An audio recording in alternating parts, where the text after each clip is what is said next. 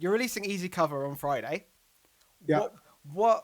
How did the idea of doing like an 80s cover album come about?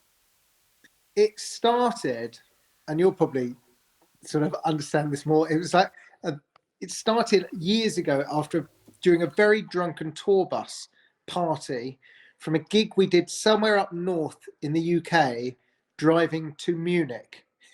So it was a very long drive, and we listened to Serious Hits Live, which is a Phil Collins double album live album on repeat for several hours, dancing around to it, and decided that we should do an 80s cover album, uh, including the song Easy Lover, but obviously call it Easy Cover, which at about 4 in the morning seemed like the best idea we'd ever had.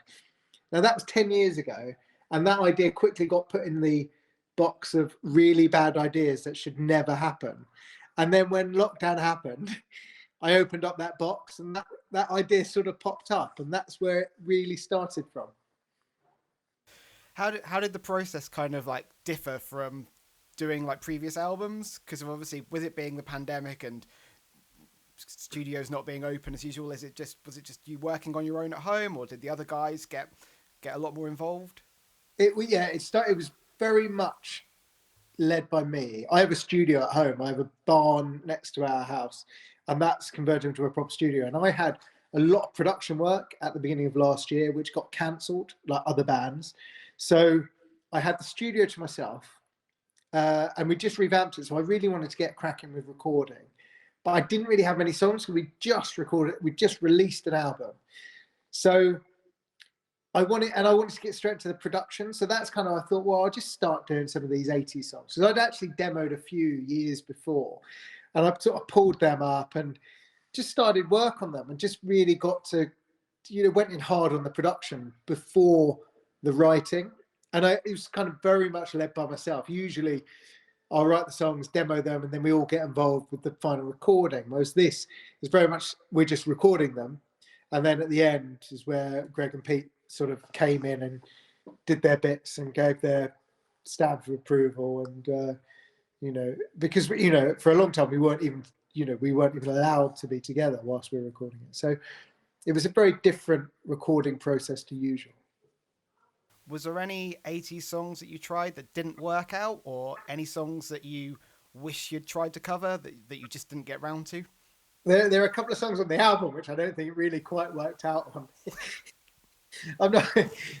I think we did a really good job with some of the songs, and I think a couple of them aren't as good, but we left them on because they're quite fun, and I quite like. I think I really fell back in love with music during lockdown.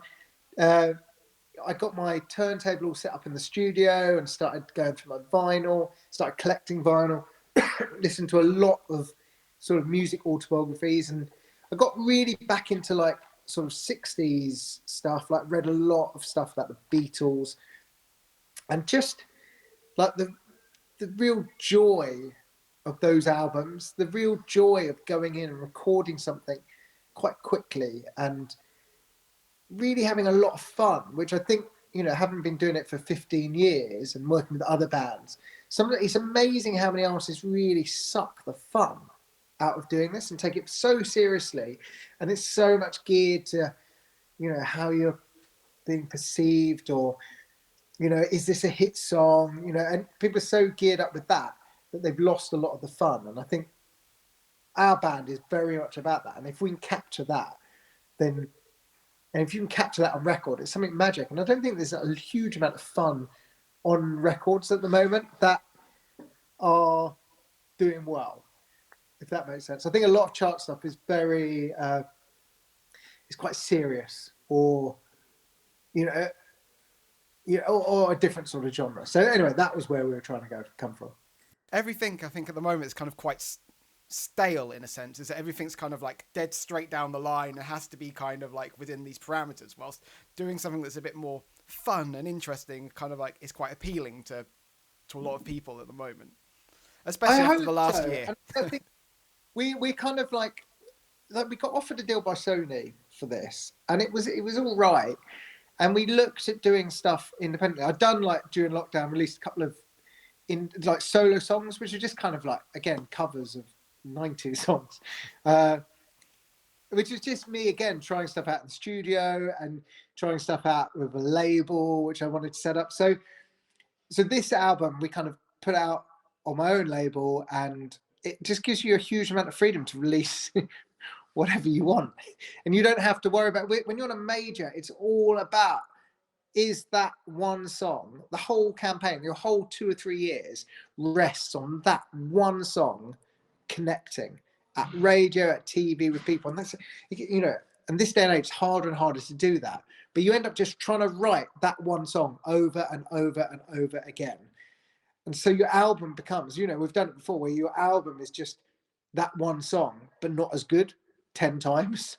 And I see that with a lot of sort of, pop albums. And it's nice to, we're already working on the next original album. And it's going to be nothing like what we've done before. It's going to be really varied and fun and exciting and different, and lots of different genres, lots of different soundscapes. As I said, I've really got into music. I just feel really super creative and excited about everything at the moment.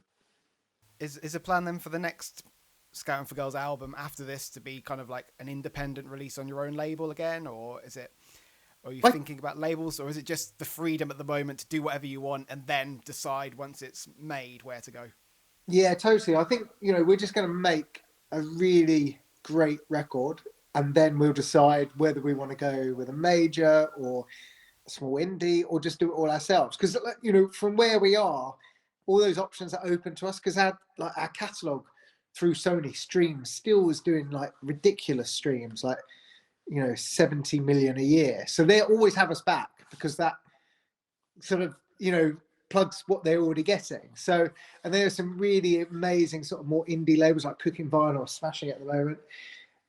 But then also, like, part of me is just very much like looking at keeping your own masters and keeping control of everything. So at the moment, what is great is just not even thinking about doing something amazing in the studio, having fun. That's what I'm excited about. Cool. Well, so Scouting for Girls, I think I always kind of think of you as, after doing some shows with you, as being like a really big live band, because you kind of appeal to everyone in a sense, because you've had enough kind of hits that everyone, even like the casual observer who happens to be at a festival, kind of knows like 5 or 6 songs.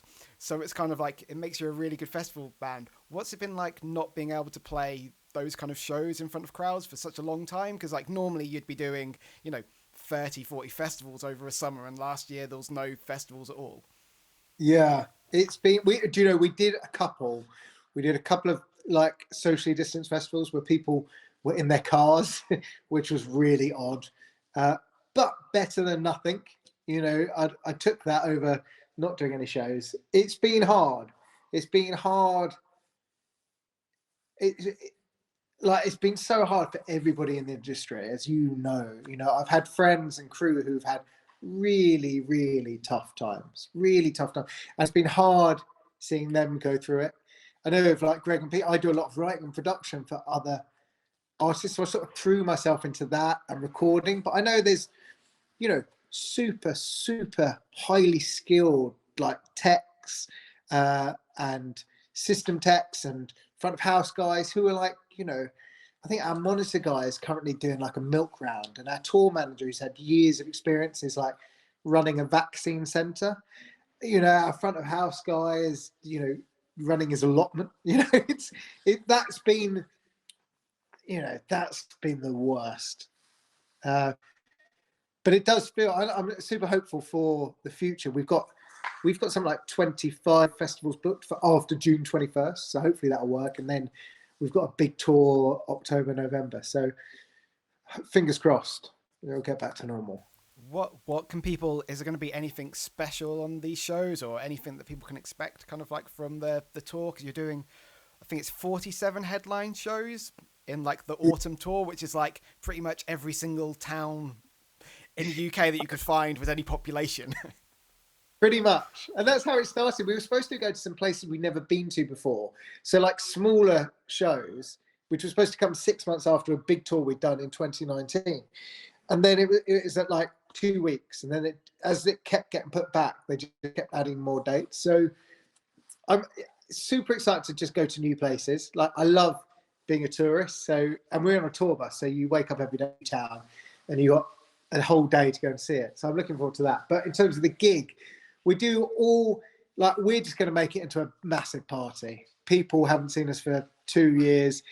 We've got an album, a new album full of big, fun 80s party tunes. We'll be playing all our big tunes, which will be fun for us to do because we haven't done them for 2 years. Sorry, dogs, go away, go away.